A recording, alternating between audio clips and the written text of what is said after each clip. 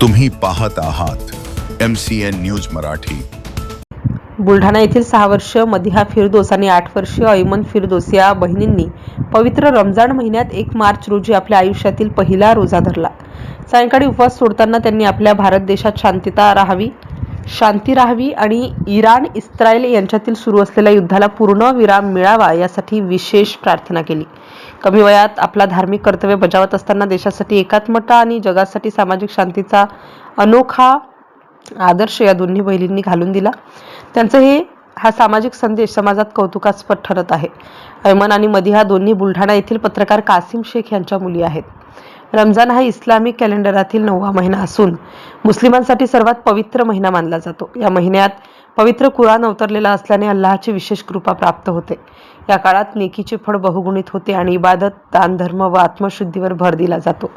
इस्लाम धर्मामध्ये 5 स्तंभ असून त्यापैकी रोजा हा देखील एक आहे।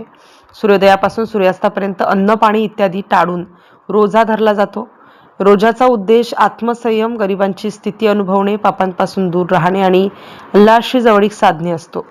ऐमन आणि मदिहा या लहान मुलींनी पवित्र रमजानमध्ये रोजा धरत शांती व एकतेचा संदेश दिला। तसेच इराण इस्रायल संघर्षाच्या पार्श्वभूमीवर त्यांची प्रार्थना जागतिक शांततेसाठी प्रेरणा देणारी ठरत असून दोघींचे कौतुक होत आहे।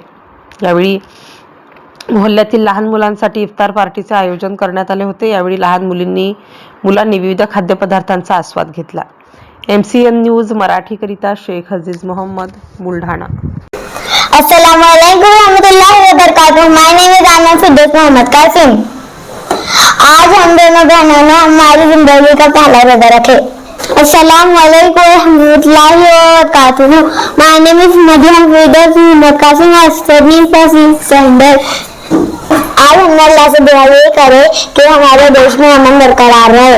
आज हमने अल्लाह से दुआ करे ये जो जंग चल रही है वो जल्द से जल्द खत्म हो जाए।